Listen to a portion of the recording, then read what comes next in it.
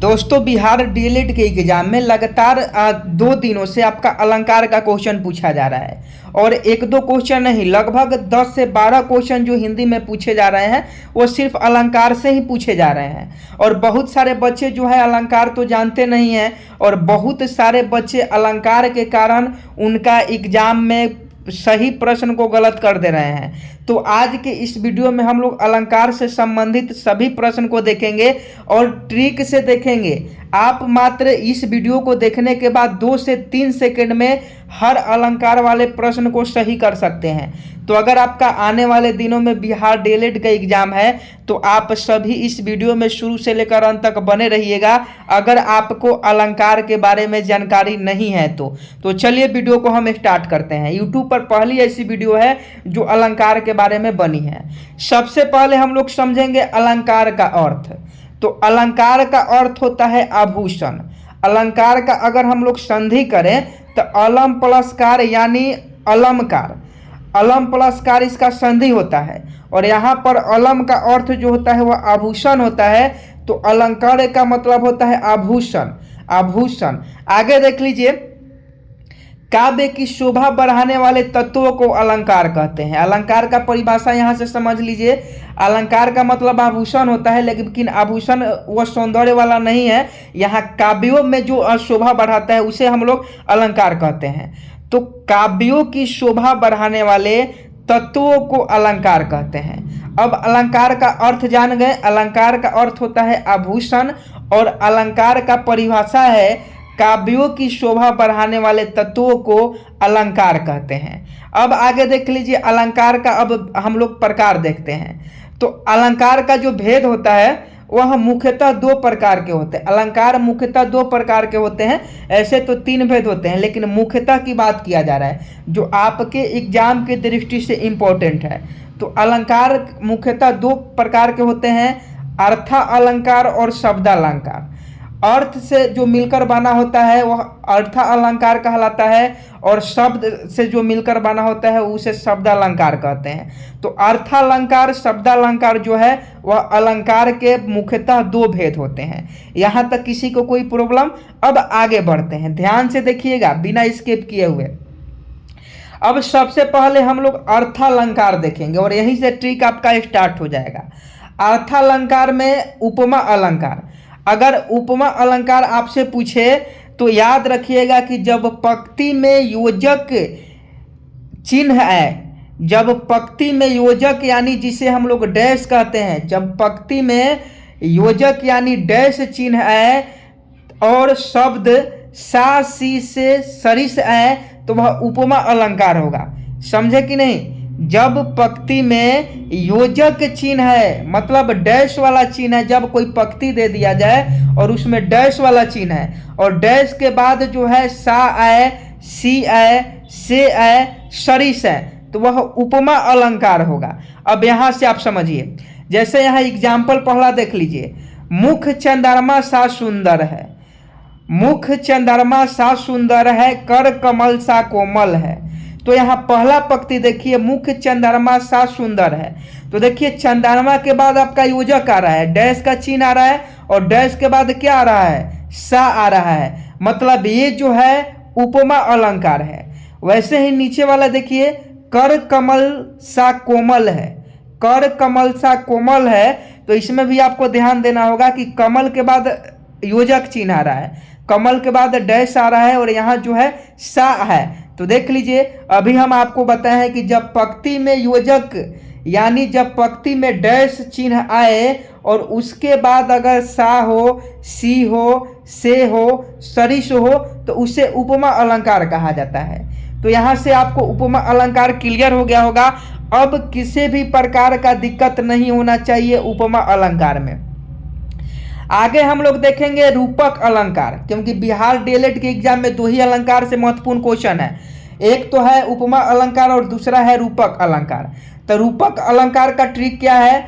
हमने उपमा अलंकार में बताया है कि जिसमें योजक चिन्ह आए, और रूपक अलंकार उपमा अलंकार का जस्ट उल्टा है। यहाँ ध्यान से देखिएगा, जब पंक्ति में केवल योजक चिन्ह आए और सा सी से न आए, मतलब जब पंक्ति में डैश आए लेकिन डैश के बाद सा नहीं होना चाहिए, सी नहीं होना चाहिए, से नहीं होना चाहिए। ये अगर रहेगा तो यह उपमा अलंकार रहेगा, अगर नहीं रहेगा पंक्ति में तो यह रूपक अलंकार रहेगा। अब एक ट्रिक से समझिए, एग्जाम्पल से समझिए। एग्जाम्पल में है मया मैं तो चंद्र खिलौने ले हो, चरण कमर बंदो हरियाई। यहाँ देखिए, यहाँ देख लीजिए, चंद्र के बाद जो है वह डैश का चिन्ह है, लेकिन डैश के बाद आपका सा नहीं है, सी नहीं है, से नहीं है, तो ये आपका रूपक अलंकार होगा। वैसे ही नीचे देख लीजिए सेकंड एग्जाम्पल में कि चरण के बाद आपका डैश का चिन्ह है, लेकिन सा नहीं है, सी नहीं है, से नहीं है। चरण के बाद कमल है, ये सा सी से नहीं है, तो ये भी रूपक अलंकार है। जबकि उपमा अलंकार में आपसे कहा जा रहा था कि डैश के बाद सा आए, डैश के बाद सी आए, डैश के बाद से आए और डैश के बाद सरिस है, तो ये उपमा अलंकार है। और इसमें रूपक अलंकार में कहा जा रहा है कि सा से सी नहीं आए, तो यह रूपक अलंकार कहलाएगा। तो दो ट्रिक आप समझ गए। अगर उपमा अलंकार पहचानना हो तो क्या कीजिएगा, डैश के बाद आपका सा से सी आना चाहिए, और रूपक अलंकार पहचानना हो तो डैश के बाद सा से सी नहीं आना चाहिए। अब दबा के लाइक ठोकिए दोस्तों। आगे देख लीजिए, अगला हम लोग बात करें तो उत्प्रेक्षा अलंकार की बात करेंगे, उत्प्रेक्षा अलंकार की। अब यहाँ ध्यान से देखिएगा, यदि पंक्ति में मनु, जनु, मनहु, मानो, जानो आदि आता है, वहाँ उत्प्रेक्षा अलंकार होता है। यहाँ ध्यान से समझिएगा, उपमा अलंकार और अभी क्या बताया है, रूपक अलंकार आप लोग समझ गए। अब उत्प्रेक्षा अलंकार समझिएगा कि यदि पंक्ति में मनु, जनु, मनहु, मानो, जानो आदि आता है तो वहाँ उत्प्रेक्षा अलंकार होता है। जैसे देख लीजिए, ले चला साथ में तुझे कनक, जो भिक्षुक लेकर स्वर्ण। ले चला साथ में तुझे कनक, जो भिक्षु लेकर स्वर्ण। तो देख लीजिए, यहाँ हम अभी क्या बताएं, यदि पंक्ति में मनु है, जनु है, मनहु है, मानो है, जानो है, तो देख लीजिए यहाँ आया ना, ज्यो आया, और नेत्रो मानो कमल, यहाँ मानो आया, तो ये आपका उत्प्रेक्षा अलंकार है, यह आपका उत्प्रेक्षा अलंकार है। अब ये मत समझिएगा कि यहाँ डैश दिया गया है तो ये आपका रूपक अलंकार नहीं। यहाँ आप ध्यान दीजिए, यदि पंक्ति में, ये समझाने के लिए आपको बताया गया है, यदि पंक्ति में मनु है, जनु, मनहु, मानो, जानो आदि आता है तो इसमें जो आया, जो आया ना, और यहाँ देख लीजिए इसमें मानो आया, तो ये उत्प्रेक्षा अलंकार है। तो तीन अलंकार आप समझ गए, उपमा अलंकार, रूपक अलंकार और उत्प्रेक्षा अलंकार। चलिए अब अगले अलंकार की ओर हम लोग बढ़ते हैं। अगला अलंकार जो हमारा है वह अतिशयोक्ति अलंकार है। अगला अलंकार हमारा अतिशयोक्ति अलंकार है, तो इसको भी ध्यान से देखिएगा। ये उतना इंपॉर्टेंट नहीं है, लेकिन फिर भी अगर क्वेश्चन पूछे तो आपको ध्यान से देखना होगा कि जब किसी बात का वर्णन बहुत बढ़ा चढ़ाकर किया जाए तब वहाँ अतिशयोक्ति अलंकार होता है। मतलब किसी भी बात को जो है, काम है कम, जैसे कोई आदमी काम कम करता है और उसके बारे में तारीफ हम बहुत ज़्यादा करते हैं, तो वही है कि जब किसी बात का वर्णन बहुत बढ़ा चढ़ाकर किया जाए। एग्जाम्पल में देख लीजिए, आगे नदियाँ परी अपार, घोड़ा कैसे उतरे पार। राणा ने सोचा इस पार, तब तक चेतक था उस पार।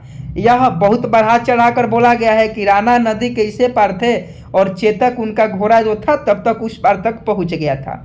तो यहाँ देख लीजिए, ऐसा अगर पंक्ति रहेगा तो अतिशयोक्ति अलंकार रहेगा, जिसमें बढ़ा चढ़ाकर बात किया जाए। इसमें किया गया है कि आगे नदियाँ परी अपार, घोड़ा कैसे उतरे पार। राणा ने सोचा इस पार, तब तक चेतक था उस पार। राणा अभी सोच रहे हैं इस पार, तब चेतक था उस पार। मतलब यहाँ नदियाँ और घोड़े के बीच में संबंध दर्शाया गया है। और आपको बता दें कि यहाँ बढ़ा चढ़ाकर बात किया गया है, तो ये आपका अतिशयोक्ति अलंकार हो जाएगा। तो चार अलंकार क्लियर हो गया होगा। तो यहाँ तक कोई दिक्कत नहीं है। चलिए अब आगे बढ़ते हैं। आगे देख लीजिए, मानवीकरण अलंकार। मानवीकरण अलंकार में हम लोग देखेंगे, इसका अर्थ समझ लीजिए, जब प्रकृति चीज़ों में मानवीय भावनाओं के होने का वर्णन हो तब वहाँ मानवीकरण अलंकार होता है। मतलब जब कोई प्राकृतिक चीज़ हो जिसमें मानवीय भावना होता है या उसमें वर्णन हो, उससे हम लोग मानवीकरण अलंकार कहते हैं। जैसे देख लीजिए, फूल हंसे कलियां मुस्कुराई। फूल हंसे कलियां मुस्कुराई। तो कलियां कहीं मुस्कुराती है, आप हमें बताइए। फूल हंसे कलियां मुस्कुराई, फूल हंसे कलियां मुस्कुराई। तो यहाँ मानवीय भावना है। ध्यान से आप इस पंक्ति को पढ़िए, एक बार नहीं समझ में आ रहा है 2 बार पढ़िए, लेकिन ध्यान से पढ़िए।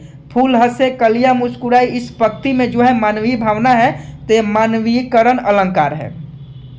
आगे देख लीजिए शब्द अलंकार के भेद। तो देखिए शब्द अलंकार के जो भेद होते हैं 3 होते हैं, अनुप्रास अलंकार, यमक अलंकार और श्लेष अलंकार। अभी हम लोग अर्थ अलंकार के भेद देख रहे थे, अब शब्द अलंकार के भेद देखेंगे।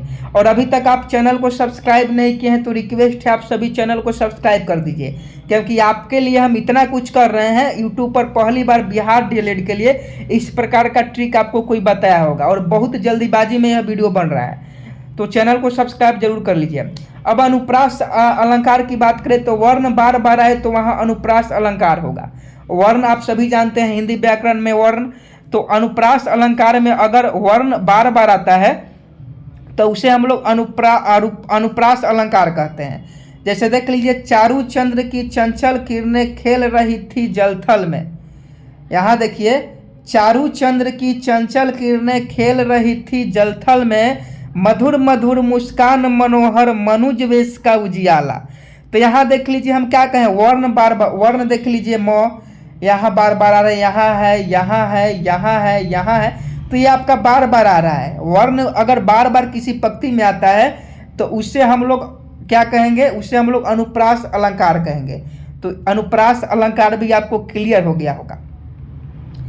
आगे हम लोग यमक अलंकार की बात करेंगे। तो एक ही शब्द एक से अधिक बार आए और अर्थ उसका अनेक हो, मतलब एक ही शब्द एक से अधिक बार आए और अर्थ उनका अनेक हो। तो जैसे यहाँ देख लीजिए, काली घाटा का घमंड, काली घाटा का घमंड घाटा, काली घाटा का घमंड घाटा। तो घाटा भी और यहाँ भी घाटा, दोनों घाटा जो है एक से अधिक बार है, तो ये आपका क्या हो जाएगा, यमक अलंकार हो जाएगा। वैसे ही यहाँ देख लीजिए, कनक कनक ते सौगुनी मादकता अधिकाय, या खाए बौरत नर या बौराए। यहाँ देख लीजिए, कनक कनक एक से अधिक बार इसका प्रयोग किया गया है, एक से अधिक बार इसका प्रयोग किया गया है, तो ये आपका जो है यमक अलंकार है। तो यमक अलंकार में एक शब्द से अधिक बार और आए और उसका अर्थ जो है अनेक हो। जैसे घाटा का मतलब यहाँ बादल कहा गया है, और यहाँ घाटा का मतलब जो है डिक्रीज कहा गया है, घटने का कहा गया है, तो अलग अलग है। यहाँ देख लीजिए, वैसे ही आपका यहाँ भी दोनों का अर्थ अलग है।